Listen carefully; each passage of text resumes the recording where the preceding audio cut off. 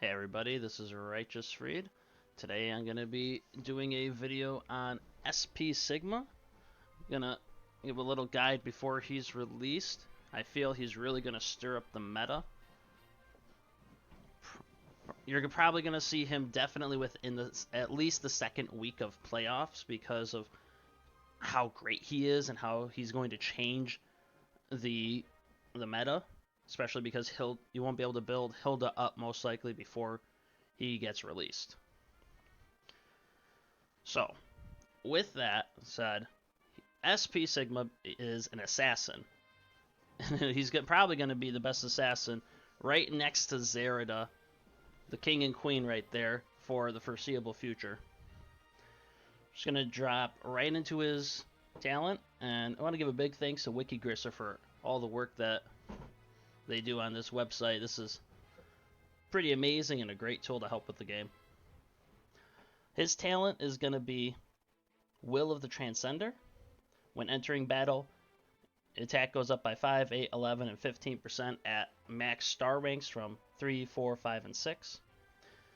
If this unit has not attacked on a turn, after ending action, he gains Shadow Murder. The unit range goes up by 1, 1, 2, 2, based on ranks from star ranks from 3 to 6, and you get additional 1 movement.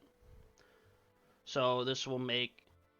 So he'll be able to attack from a longer range. He's going to be able to use his abilities from a longer range as well and be extra mobile.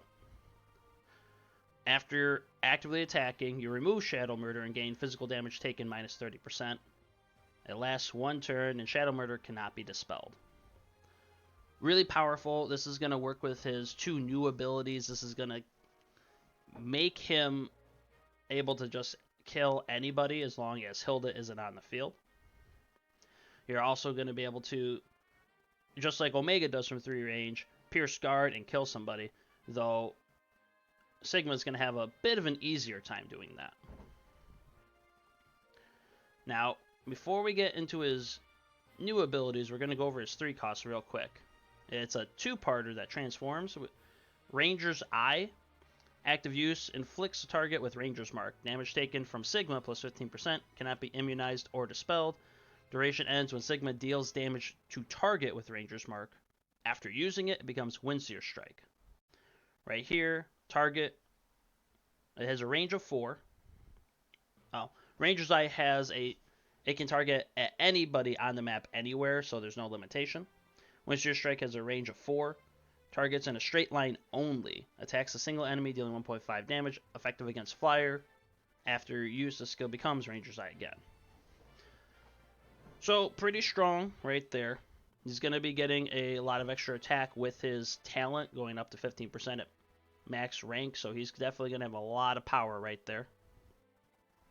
But this is a 2-in-1 right there. You don't have to worry about range either. You could be really close to them. You could be at max range. It's still going to do that same damage, unlike one of his other abilities that requires you to be farther away. Now, we're going to skip most of his abilities here because you're not going to use these in his SP form. You're not gonna use his. Honestly, his faction buff is probably the worst faction buff for any SSR character. Like, your HP has to be less than 80% to get the damage dealt plus 15%. That's just really bad. Especially because there's no way he can put himself below that and stay far away like that. Doesn't work. Now, for his SP Makeover, he's getting Hunting Shadow. It's a 1-cost passive. Your skill is up 15%. If this unit has Shadow Murder from his new talent, then when actively attacking, Assassin-type soldiers will ranged attack alongside this unit, and this unit may ignore guard for attacks up to 3 spaces away. So like I said before, like Omega, he is able to 3 range, kill somebody. You don't have to jump right next to him. You don't have, you can't do it from like 4 to 6 spaces away, but if you are slow pushing and you're under your tank's guard, boom, instantly kill somebody. Now, this combos with Shadow Killer's Duel, his new ability he gets from his Makeover. You teleport as a range of 3 with his talent giving +2 range, it makes it a range of 5. Teleport self to a block within 1 space of an enemy with Ranger's Mark. So you can only do this on somebody who you've marked. So you have to make sure it's the right person and you're not just doing somebody random. Before entering battle, this unit is unaffected by melee penalty effects. So you don't need Extreme Magic Bow on him when you're using this. You can use a different weapon, which I'll get to in a few moments. This lasts for 2 turns. If this unit has Shadow Murder from his new talent, then in battle both units will not have their soldiers attack and the heroes will instead directly attack each other. So, you go up against that Reen, you don't have to worry about going through his Steelwing Warriors. You can just attack him directly, ignore his defense, and kill him. Well, a big problem unit, you can do that with a lot of other people. So like if they're slow pushing and SPL1 is under guard, you can do that. If he doesn't have a Swordsmith Medal and you have Shinobis, you'll be able to kill him really easily. After battle, restore 50% HP and gain counterattack damage plus 50% and movement plus 3. Last 1 turn, can't be dispelled. This is amazing because he will still be unaffected by melee penalties for that 1 turn afterwards.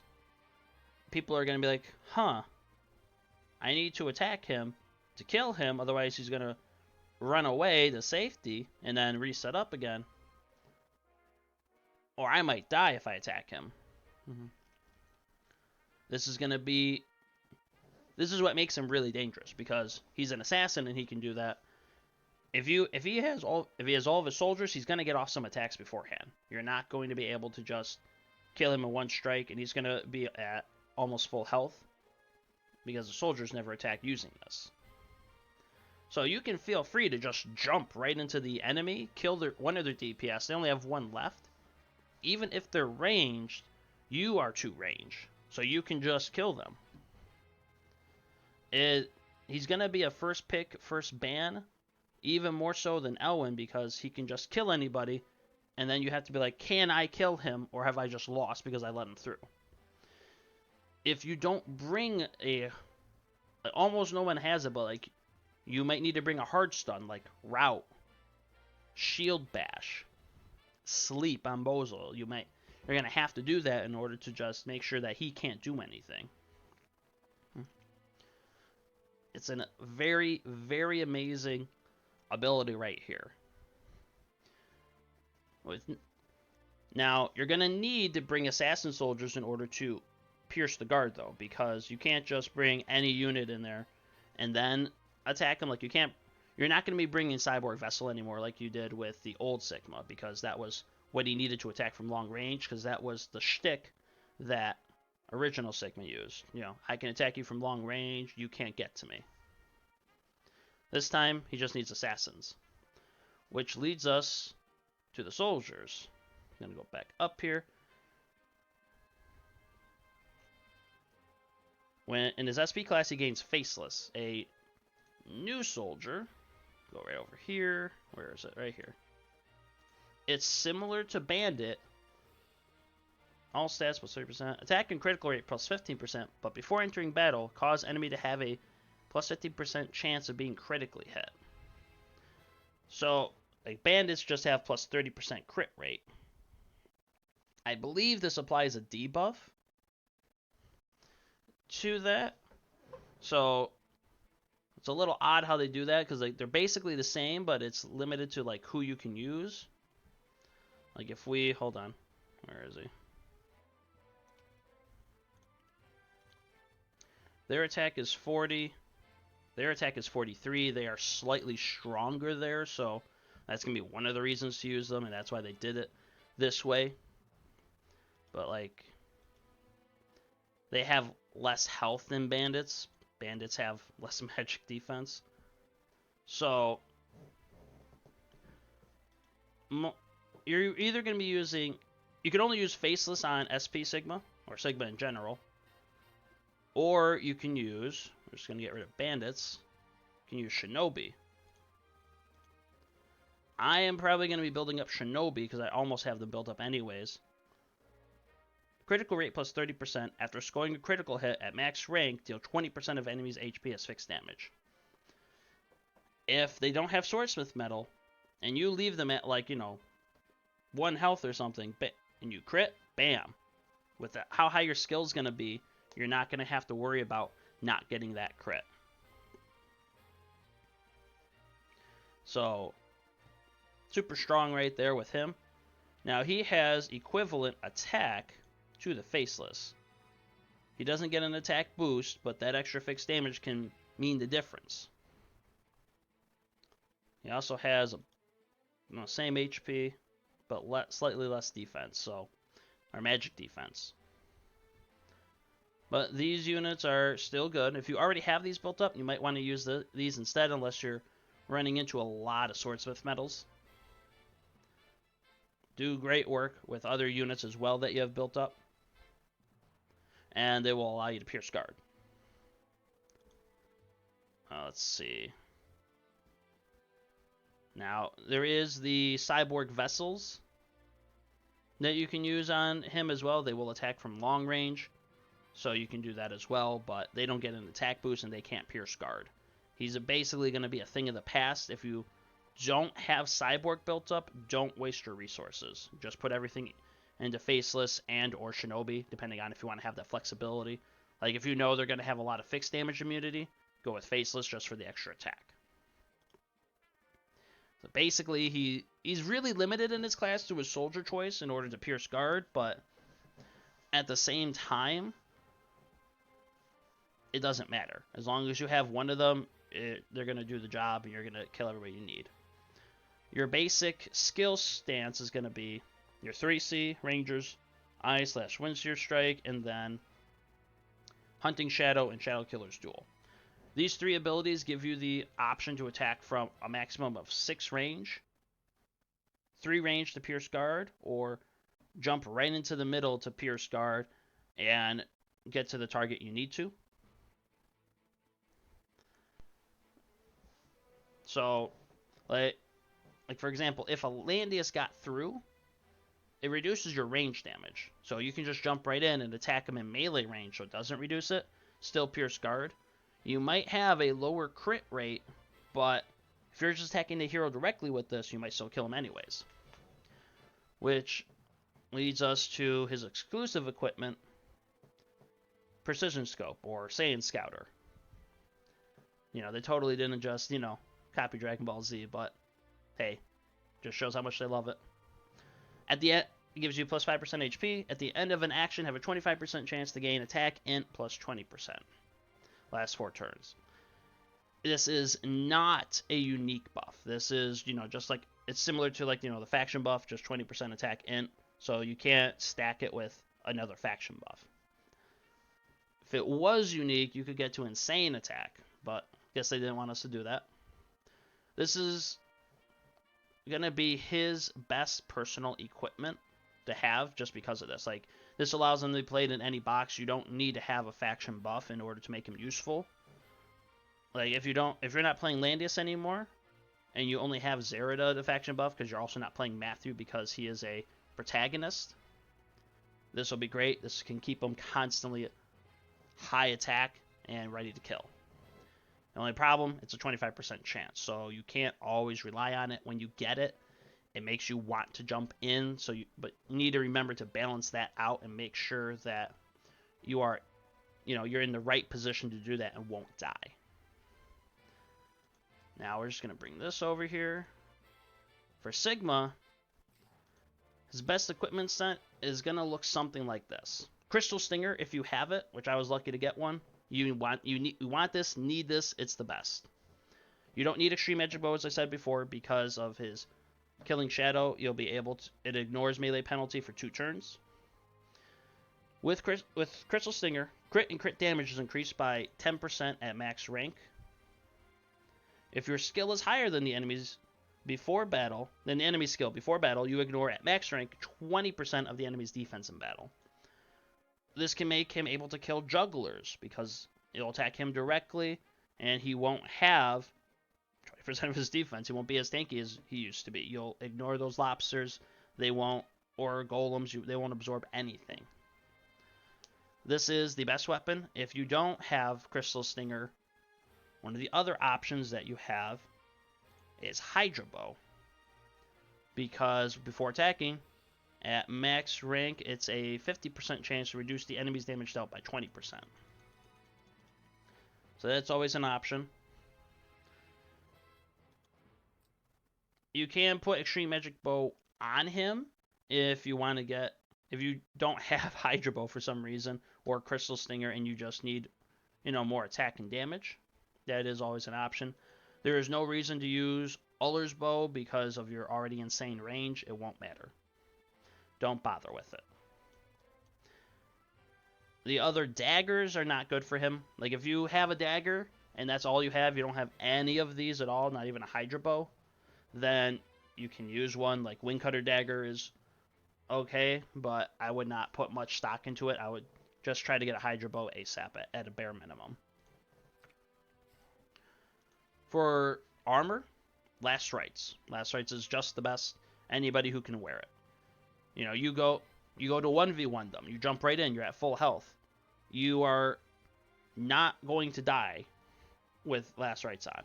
Get him a good HP stat, and you're set to go. You're just going to kill anybody. Survive, live to tell the tale, restore your health, and then wait for somebody else.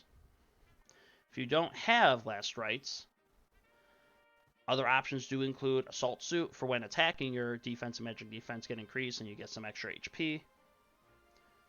Gargoyle Jacket as a last resort. Your defense at max rank increases by 15%. If this is the only thing you have and it's built up, I would use it because that can mean the difference between him living and dying in very rare situations. But again, primarily Last Rites. I would not do Demon Lizard Skin. It's just not going to give him the survivability you need. For helmets, if you are playing for his factions, and you have, faction buffers, or you have other people who can give him attack boosts, like Akka or something else like that, you don't have to play Precision Scope. You can run Flower Boon. No, you're not going to run Flower Boom on it. This is not for him. You can run Jormungandr's Eye, because after taking action, you can make somebody deal 15% reduced damage. So that could mean the difference between you living or dying. You can use King's Crown to buff up your other teammates. That way, when you're preparing to go in, they can follow up and help you kill. Assault Headgear, if nothing else. That way you have increased defense when attacking. If you have Doomsday Herald, after taking action at max rank, a 50% chance to render one enemy unit within 2 blocks to be unable to receive healing. So that could make their DPS or their tank in a vulnerable spot. Which, if they have to cleanse that debuff to keep them alive and then heal, that can give you the chance next turn to run away and live the fight another day. Primarily, though, you do want Precision Scope because you're going to be using him in a lot of boxes that don't use Landius or Matthew. Like, you might have Zerida in there, but people are going to ban Zerida like crazy along with Sigma. For accessories, Insidious Pendant is what I personally believe the best for him. All stats are increased by 5% at max rank. When entering battle, crit chance increases by 5%. So you have an additional crit chance. This also, with all stats increases your skill. So you get attack and skill boost. Higher skill. You're 100% going to have probably the highest skill in the game. Everybody's going to be losing 20% defense when going up against Sigma. With the amount of crit chance he's going to have and the damage he can deal and all the other buffs, hey, he's going to do his job super easy. If you don't have Insidious Pendant, other options do include Judge Talisman. Really solid attack and defense. Gives you more survivability. Attack plus 8%. If you're battling against a holy unit, which there are a lot of holy units this season, attack increases by an extra 12%. So super good as well. You can Overlord badge if you have nothing else, and you have this. That way you don't get any reductions in attack, defense, magic defense, and no mobility reduction. Also increases all stats by 5%, so you do get a bit of skill increase. Slayer's Emblem, attack plus 8%, and when battling flyers, attack increases by an extra 12%. You get a bunch of HP and a bunch of flat attack. This is always a good choice to go to. Let's see. Wing Shin Guards actually can be useful on him because they give 10% additional defense when he's attacked. So that could help you survive as well, in addition to Last Rites if you have both of them. Gives you 8% attack, 75 flat attack and 43 flat defense. Really good there. So this is actually not a bad option to survive if you are planning on just having him jump in and kill everybody. Lone Star Amulet. When no friendly units are within 2 blocks, your attack and defense at max rank increase by 10% during combat. So they're attacking you, get more defense as well. You get slightly more attack when fighting as well. This gives you HP and attack, so same stats as Slayer's Emblem. Really good as well. After that, Elven Ring. When attacking, your attack and defense increase by 8% at max rank. If you have absolutely nothing else, you can use this, but I would not put anything into it. I'm just not breaking this down because it's it's just an accessory. You never know when there might be some type of weird combo. But again, Insidious Pendant is going to be the best for him to give him additional crit chance, because that's all you want. Get that crit and then you're going to kill everybody. For his Mastery Stones, for armor, you are going to want attack. Oh, whoops. No, this isn't his. I just wasted one. Anyways, you want attack. You want attack. You want HP. And you want defense because you get no skill. And the same for headwear. For weapon and accessory, you're going to want attack, HP, and skill. Get that skill as high as possible. For the arena, you want HP, attack, crit chance, crit damage, and skill. Oh, skill. Max out that crit chance, max out that crit damage. He's going to be a wrecking ball. Just go in, destroys everything. I would show you something built up, but I shouldn't have even used that attack stone on him because you have to re-enchant him once you get him to max rank. Once you get him to assassin class. Let's see, what else? That's pretty much it. Shinobi, and then eventually when Faceless is released, again for soldiers you'll be using that. Units that work well with him. This is going to be a cut-in. One of the things that I need to go over with SP Sigma will be the enchantments for his equipment. Now there's a few different options. You can go the full crit route with Blazing Sun, crit plus 7% chance, and crit damage plus 25% chance. In order to maximize the damage that you're dealing with there, you do sacrifice raw attack stats, but with his talent and other allies who will be buffing his attack, that can more than make up for it.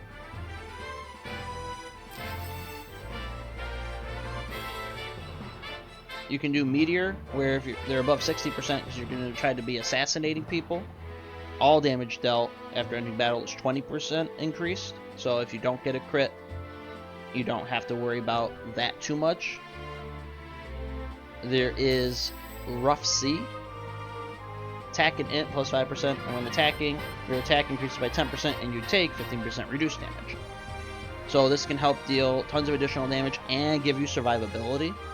One of the best scrolls in my opinion for him, because you won't need that much mobility because other people will be buffing him to get into range, and then you'll be able to just jump in and kill somebody, or kill them from 3 range, snipe them from long range.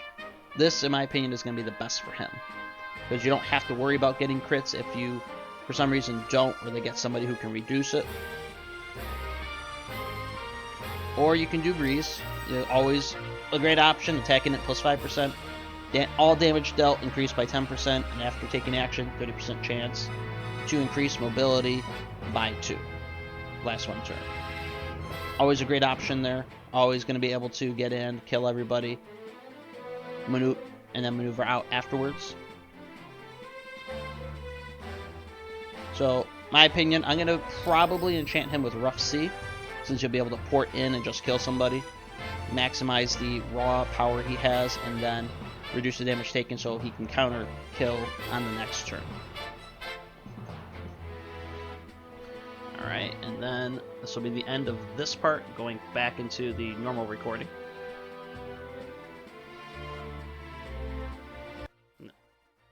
Any unit that can teleport. We're going into like a teleport meta. We have Iris. We have Egbert, when I can find him, with his Blazing Illusion, his 3C. It has teleport. So if you're playing some rush box, this is great. You can be like Iris, Light of Genesis, because Light of Genesis, or Log as I'll call her, she has teleport as well, and that, so she can teleport you next to somebody, move up, and then you can just jump right in. Hein, when he gets his SP class, Hein can also use teleport and will be playable as well.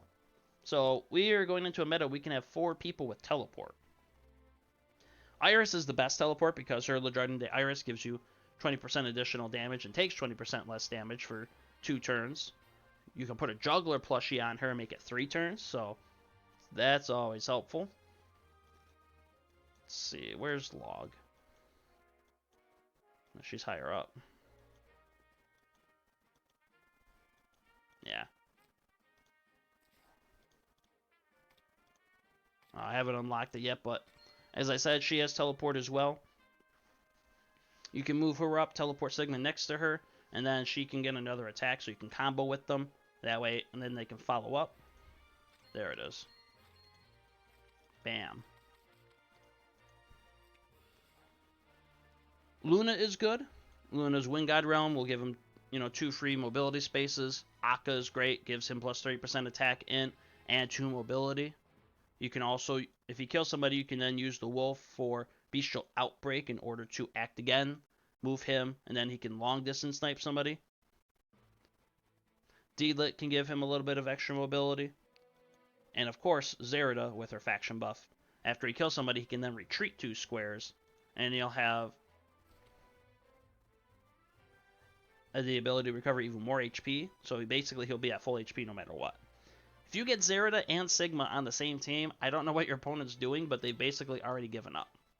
So it probably isn't going to happen too much, but hey, she's always there. And just look how cute she is. Now, you need to ban units like Hilda. Where is it? Just gonna go back to heroes real quick.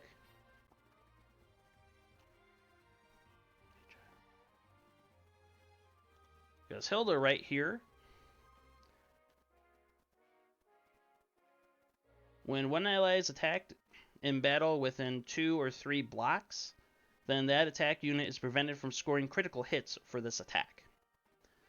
So you need to ban her out, because critical hits are going to be your bread and butter.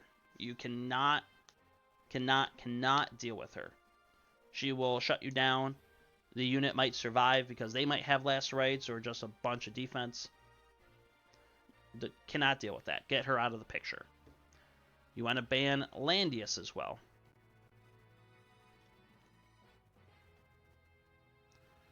Landius with his... Well, he hasn't been updated in a long time. His Peace of Mind, his reduces range damage taken by 15%, reduces chance of being critically hit by 30%. You don't want to deal with that either. Just get those 2 out of the way. After that, Get rid of your opponent's Akka. Don't want them having the mobility to outpace you. And any units that just have multiple lives in general. You don't want to face off against Shalinka. You don't want to face off against anybody who can just come right back. SP Elwyn is kind of an exception because he comes back at 1 health literally, and then Shinobis can finish him off if he doesn't have Swordsmith Metal.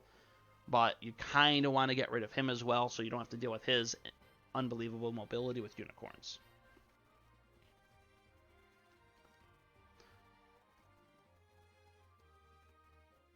Other than that, that's about it. SP Sigma is going to be a game changer. He's going to be a first pick, first ban, in my opinion. We're going to see that a lot. You're going to see second week, every single person is just going to be playing him in Apex. It's going to be super hard to deal with because he'll come out and then we'll be in the playoffs and then we'll have to deal with that. Might even see him in the first week. Let's see. We have 30. Hold on. Just going to check for Apex real quick. 32 days. Okay. So definitely by the time he's released, there will be playoffs. Yeah. Probably, we're going to see him in first week of playoffs. He's going to shake everything up. And we're going to see a brand new meta. It's going to be pretty funny. Pretty funny. Everybody trying to deal with both SP Elwyn and SP Sigma at the same time. Other than that, this is going to conclude the video. If you enjoyed the video, consider liking and subscribing. Going to be making another video for SP Altamuller as well. He's going to be a little farther out. I believe next season we will be getting him. It might be a little later, but SP Altamuller is also going to shake everything up with his abilities. You're going to see that in the future. Thank you for watching. RighteousFreed out.